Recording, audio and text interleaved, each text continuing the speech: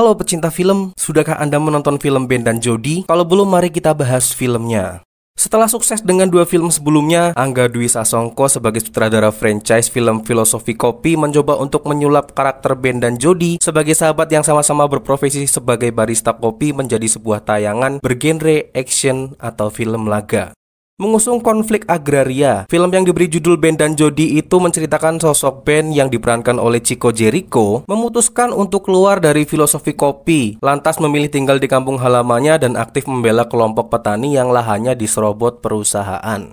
Di waktu yang bersamaan, Jody yang diperankan oleh Rio Dewanto tengah sibuk mempersiapkan konsep baru kafe yang dia dirikan bersama sahabatnya yang pergi itu.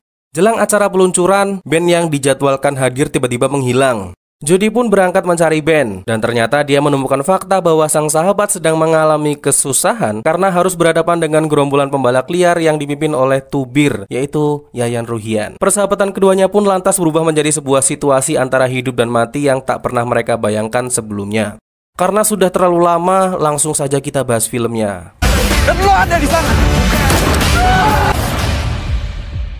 Di suatu siang, Ben dan semua warga desa sedang menunggu seorang pria tua yang bernama Pak Hasan. Pak Hasan yang sedang mereka tunggu pun datang ke tempat mereka. Pak Hasan membawa sebuah kabar baik dan juga sebuah kabar buruk. Kabar baiknya adalah pihak perusahaan bersedia menerima perwakilan warga desa untuk berdiskusi dan bernegosiasi ulang tentang tuntutan dari warga desa. Pak Hasan lalu meminta semua warga desa yang ada di sana untuk membuka blokade yang sedang mereka jaga, serta meminta para warga untuk memikirkan tuntutan ulang kepada pihak perusahaan. Sedangkan kabar buruknya, pihak perusahaan sudah mengirimkan Satpol PP ke tempat itu dan langsung menghancurkan blokade yang sudah mereka bangun, serta mengajar semua warga, baik pria ataupun wanita.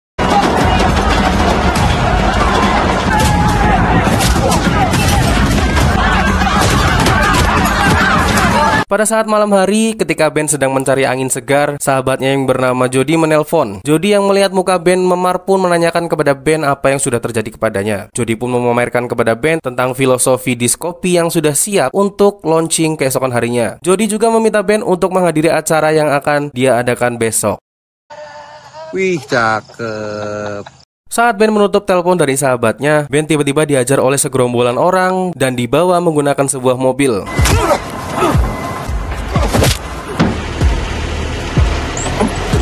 Karena Ben disekap, keesokan harinya Ben pun tidak bisa menghadiri acara peloncingan diskopi milik Jody. Melihat Jody terus mengkhawatirkan Ben, pacarnya yang bernama Tara pun meminta Jody untuk menyusul Ben ke kampung halamannya. Sedangkan urusan kedai, Taralah yang akan menghandlenya. Hey, kenapa nggak kamu susulin Ben aja ke kampungnya? Kamu daripada kepikiran yang enggak di kedai kan ada aku sama yang lain.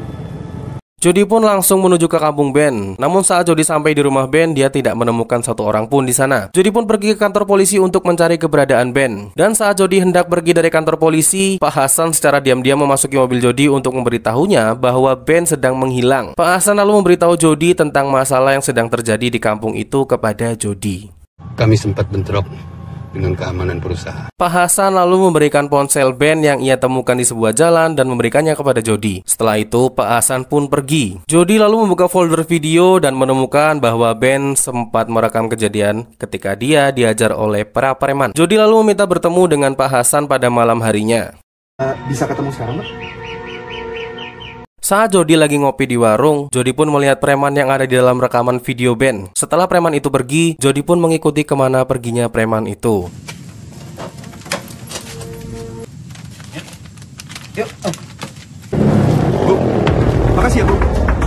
Para preman itu pun memasuki sebuah jalanan sempit menuju ke dalam perkebunan kelapa sawit. Preman kampung yang mengetahui bahwa Jody sedang mengikutinya lalu mengancam Jody dengan menodongkan sebuah senjata kepadanya.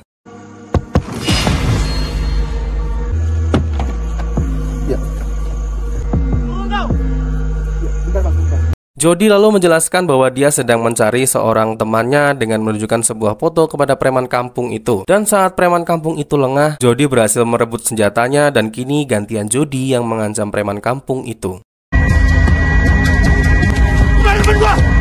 Namun kita tahu bahwa preman itu berjumlah 2 orang. Ya betul, teman dari preman itu lalu datang dan menghajar Jody dari arah belakang hingga membuat Jody pingsan.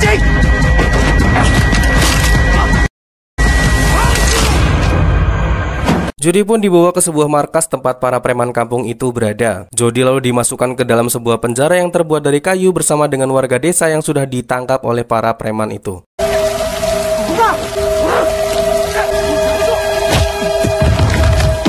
Ben yang memang sudah ada di sana mencoba menghampiri siapakah orang yang dibawa oleh para preman itu. Dan setelah melihatnya, ternyata orang itu adalah sahabatnya sendiri, yaitu Jody. Jody pun memeluk Ben sambil menangis.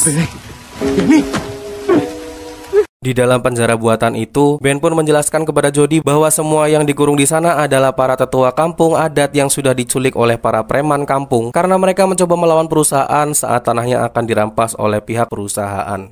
Mereka ini tetua-tetua kampung-kampung adat. Pada keesokan harinya, saat di siang hari, orang yang disekap oleh preman kampung itu dipekerjakan sebagai tukang di dalam hutan itu. Bos preman kampung itu pun hadir di sana. Namanya adalah Kang Tubir. Melihat preman kampung itu sewenang-wenang menghajar para tetua yang hendak kabur, Jody yang sok jago pun mencoba melawan mereka. Namun hasilnya, Jody dihajar oleh Kang Tubir, yaitu si bos preman. Kang Tubir lalu membawa Jody di sebuah tenda untuk menginterogasi Jody tentang tujuannya datang ke tempat itu. Mas.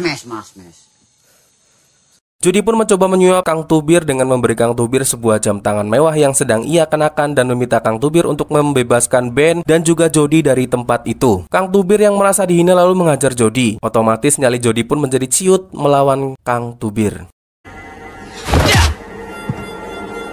Kopi apa kolak? Manis begini. Keesokan harinya, saat para warga sedang istirahat makan siang, Jody memberitahu kepada Ben untuk merayu Kang Tubir yang selalu marah kalau anak buahnya bikinin kopi untuk Kang Tubir. Jody lalu menyarankan kepada Ben yang jago bikin kopi untuk membuat Kang Tubir kecanduan sama kopi buatannya agar dia menjadi orang kepercayaan Kang Tubir, sehingga Ben bisa mempunyai akses mondar-mandir ke sana kemari. Selalu marah ya sama turut-turutnya kalau bikin kopi nggak enak. Si tubir-tubir itu. Benar saja, pada malam harinya, Kang Tubir yang doyan ngopi kembali memutahkan kopi buatan anak buahnya yang terlalu manis. Melihat itu, Ben lalu menawarkan kepada Kang Tubir untuk mencoba kopi buatannya. Namun Kang Tubir mau meminumnya dengan taruhan kalau kopi buatan Ben gak enak, maka Kang Tubir boleh menembak kepalanya. Saya mau nawarin Tubir kopi. Kalau nggak enak, tembak aja palanya. Jody pun langsung membuatkan Kang Tubir segelas kopi. Dengan sebuah racikan yang dahsyat, Ben pun memberikan kopi itu kepada Kang Tubir. Ini dia ekspresi Kang Tubir setelah meminum kopi buatan Ben. Gini nih kalau bikin kopi bisa diminum. Enak, bray. Ben juga membawa 2 buah gelas berisi kopi untuk diberikan kepada para tahanan yang ada di sana. Tahanan yang mencoba kabur lalu memberitahu Ben dan Jody tentang cara kabur dari tempat itu. Sementara itu, anak buah Jody yang dulu kita lihat di kedai datang ke desa itu untuk mencari keberadaan Ben dan Jody. Mau, saya bisa bantu kalian. Keesokan malam, Kang Tubir dan semua anak buahnya sedang asik menonton pertandingan final badminton antara Indonesia melawan Cina. Mereka pun lengah dengan penjagaan kepada Ben dan Jody. Ben dan Jody pun berhasil lari dari tempat itu. Namun saat mereka belum cukup jauh pergi, Kang Tubir meminta Ben untuk membuatkan kopi untuknya. Sana mending panggil tukang kopi. Terus ada yang goblok. Normal goblok. Dan saat anak buah Kang Tubir mengecek keadaan penjara, mereka lalu mengetahui bahwa Ben dan Jody sudah kabur dari penjara itu. Kang Tubir lalu meminta kepada anak buahnya untuk mengejar Ben dan Jody. Karena dalam keadaan gelap, Ben dan Jody pun berhasil mengajar satu buah anak Kang Tubir dan berhasil merebut senjatanya. Preman kampung itu pun beradu tembak dengan Ben serta Jody. Namun mereka berhasil kabur dari hutan itu. Dan ternyata Jody sempat tertusuk sebuah ranting saat beradu tembak dengan preman kampung itu. Dalam sebuah pelarian dan di bawah derasnya hujan, Ben pun merawat luka sahabatnya di sebuah goa. Di tempat itu, Jody pun menangis karena sudah membunuh orang yang sudah dia tembak sebelumnya. Dan melihat sahabatnya menangis, Ben pun mencoba menenangkan Jody. Ben lalu berpikir sambil menghabiskan rokoknya pada malam itu. Diam.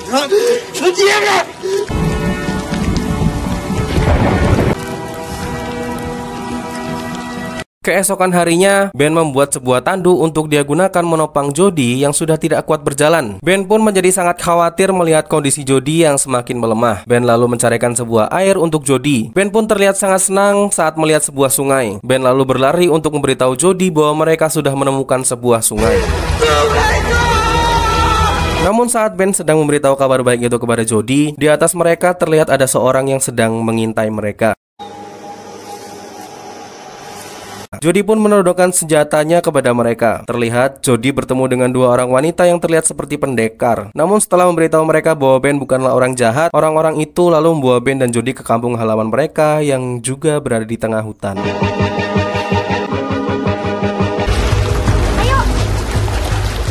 Orang-orang itu lalu membawa Jody masuk ke dalam rumah mereka untuk mengobati lukanya. Dua perempuan itu kemudian menginterogasi Jody dengan bertanya di mana mereka disekap. Namun belum sempat Jody menjawab, Jody malah pingsan. Kalian disekap di mana?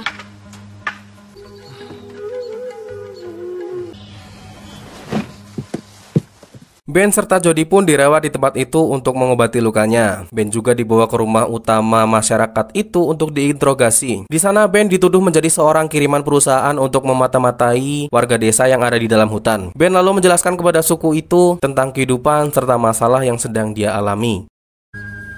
Sehari-hari saya budidaya bibit kopi. Lantas kenapa kalian bawa senjata dan teman terluka, ha? Jawab. Dan belakangan saya bantu para petani sayur bikin aksi karena Kali jangan lagi bentak aku depan banyak orang.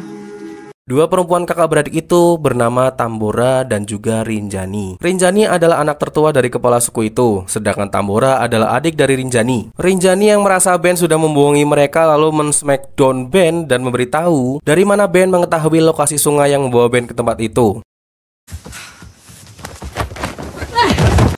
Sebenarnya kamu datang dari mana? saya Bicara jujur. kata Pak Hamid. Ben lalu menjawab bahwa dia diberitahu oleh seseorang yang bernama Pak Hamid tentang kemana mereka harus pergi setelah kabur. Mendengar nama Pak Hamid disebut oleh Ben, Rinjani pun melepaskan Ben dan langsung bertanya kepadanya tentang Pak Hamid. Ternyata Pak Hamid adalah ayah dari Rinjani dan Tambora yang sudah diculik selama 6 bulan ini oleh pembalak liar. Rinjani lalu berlari memeluk Tambora dan memberitahu Tambora bahwa ayahnya masih hidup dan mengirim Ben untuk pergi ke desa itu. Ternyata bapak yang kirim Ben dan Jody ke sini. Bapak ada di rumah. Setelah beberapa hari dirawat di desa itu, kondisi Jody pun menjadi semakin baik dan akhirnya tersadar dari komanya. Rinjani lalu minta kepada Ben untuk menjelaskan di mana letak pemukiman tempat ayah mereka disekap. Namun saat sedang berdiskusi, salah satu gubuk yang ada di suku itu ternyata dibakar oleh seseorang. Rinjani lalu mengejar si pembakar dari gubuk mereka di dalam hutan dan berhasil memanah salah satu dari mereka.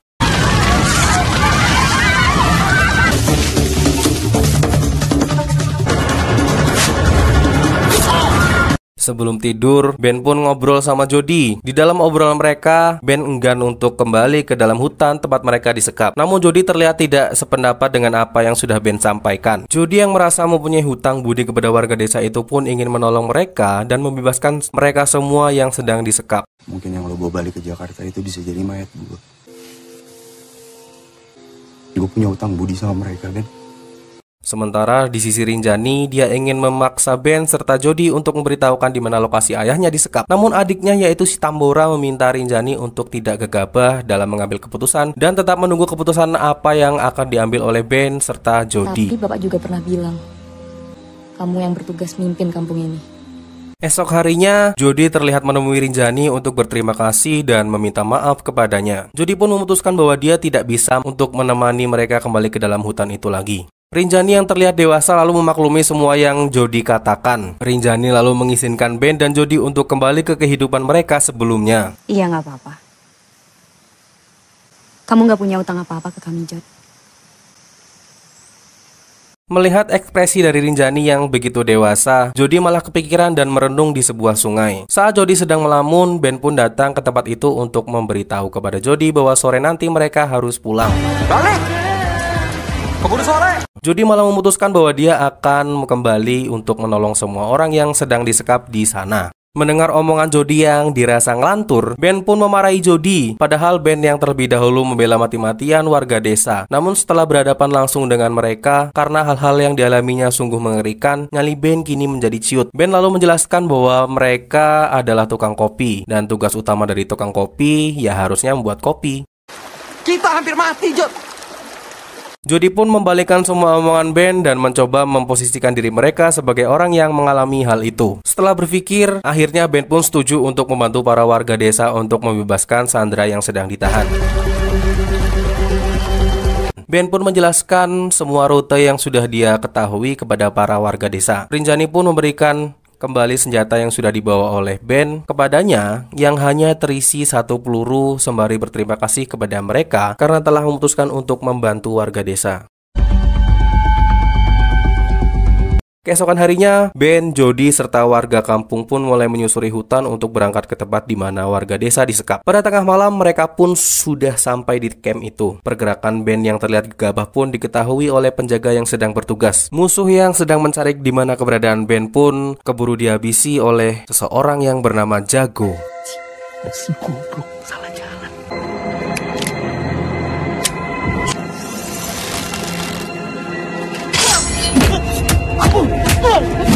Ben dan Jody pun memantau semua keadaan yang ada di dalam camp penyekapan itu. Ben yang sedang memantau lalu menemukan Pak Hasan yang sedang berada di tempat itu. Ben pun menyadari bahwa selama ini dia dibohongi oleh sandiwara dari Pak Hasan.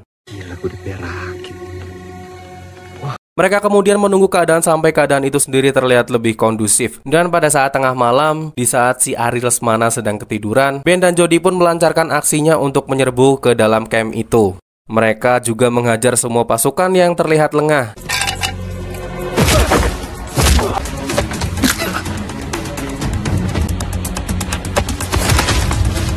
Rinjani pun berhasil membuka penjara itu dan membawa semua warga yang disekap. Mereka semua lalu mencoba untuk kabur menggunakan sebuah mobil. Namun sial, saat itu ada seorang penjaga yang mengetahui upaya mereka dan menembaki mobil mereka. Kang Tubir pun ikut keluar untuk mengecek apa yang sedang terjadi. Saat Kang Tubir sudah di luar tenda, Kang Tubir terlihat dipanahi oleh Rinjani. Akan tetapi karena Kang Tubir itu jago gelut, Kang Tubir pun bisa menghindari semua serangan dari Rinjani. Kang Tubir pun berhasil mengajar Rinjani yang ilmunya terlihat tidak seberapa di hadapan Kang Tubir. Ben yang menyadari bahwa Jody tidak ada di dalam mobil yang dia bawa lalu memutuskan untuk kembali ke tempat itu. Sedangkan Jody terlihat sedang bertarung dengan salah satu anak buah dari Kang Tubir.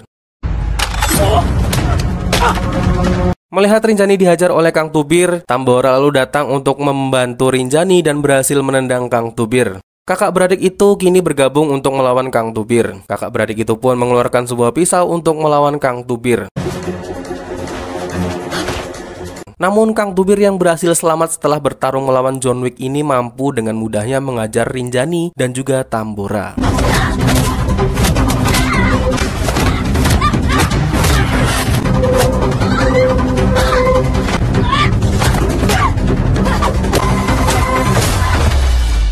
Terlihat Ben dan Jody sedang melawan anak buah Kang Tubir yang B aja. Jago juga sedang melawan anak buah Tubir yang terlihat cukup jago seperti Jago. Sedangkan Rinjani dan Tambora yang mempunyai keahlian bela diri melawan Kang Tubir. Jago yang terlihat sudah mengalahkan lawannya kemudian berlari melawan Kang Tubir yang sudah mengalahkan Rinjani dan Tambora. Namun dia juga berhasil dihajar oleh Kang Tubir. Sedangkan Ben terlihat habis-habisan dihajar oleh anak buah Kang Tubir. Namun saat Ben dan Jody terlihat terpojok oleh lawannya masing-masing, mereka berhasil mengajar anak buah Kang Tubir hingga mereka tergeletak.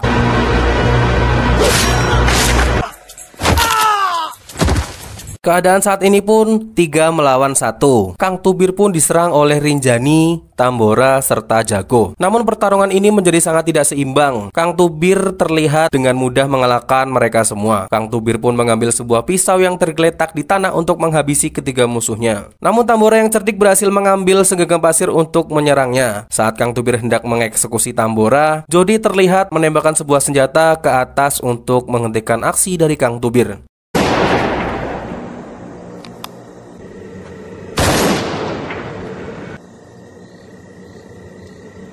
Kang Tubir yang melihat Jody gemetaran kemudian menantangnya untuk menembakkan senjata yang sedang ia pegang kepadanya sambil mendekatinya. Tembak aing, katanya. Jody yang tidak mempunyai nyali untuk menembak Kang Tubir malah dihajar balik oleh Kang Tubir dan senjatanya pun berhasil direbut oleh Kang Tubir. Kang Tubir pun ingin menunjukkan bagaimana cara menembak kepada Jody. Namun saat Kang Tubir hendak menembak Jody, Kang Tubir malah terlebih dahulu ditembak oleh Ben. Kini Kang Tubir pun tumbang. Jody yang melihat keberanian Ben pun ingin menghampirinya. Namun secara tiba-tiba Ben ditembak oleh seseorang dari arah belakang yang mengenai perutnya. Ternyata orang yang menembak Ben adalah Pak Hasan. Sambil menodongkan senjatanya kepada Ben dan Jody, Pak Hasan pun berbicara bahwa dia sudah lelah dengan semua perjuangan yang sia-sia dan bersekutu dengan mereka akan menjadi lebih baik untuk kehidupannya. Sudah lelah dengan perjuangan yang sia-sia. Bersekutu dengan mereka. Pak Hasan pun terlihat marah karena Ben sudah menembak adiknya. Ya, Tubir ternyata adalah adik dari Pak Hasan. Saat Pak Hasan masih mengoceh, Pak Hasan pun berhasil ditusuk oleh Ben. Mereka lalu mencoba pergi dari tempat itu dengan menggunakan sebuah mobil untuk menyusuri hutan itu.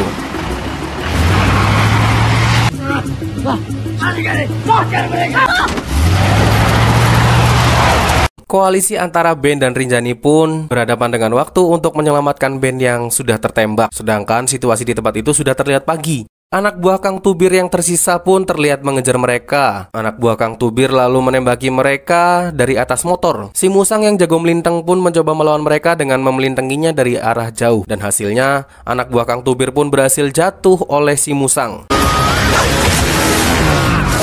Ben yang tertembak pun terlihat sekarat. Jody yang sedang memangku Ben di pangkuannya pun mencoba tetap menyadarkan Ben dengan menyanyikan sebuah lagu dari Sheila on Seven yang berjudul Sahabat Sejati. Kau sakit pikirkan ujung perjalanan. Ben yang terlihat sekarat bukannya nyebut, malah ikut menyanyikan lagu itu bersama sahabatnya si Jody. Namun berkat lagu itu, Ben pun berhasil selamat dan dibawa ke sebuah puskesmas yang ada di desa itu. Film pun berakhir. Ben dan Jody akhirnya bisa melewati semua yang sudah mereka alami dan kembali ke kehidupan mereka sebagai tukang kopi. Oke, itu saja alur cerita dari film Ben dan Jody. Terima kasih sudah menonton alur cerita film Ben dan Jody di Benjamin Movies. Akan lebih bijaksana lagi kalau kalian menonton langsung filmnya ya bro. Akhir kata saya ucapkan sampai jumpa. Bye.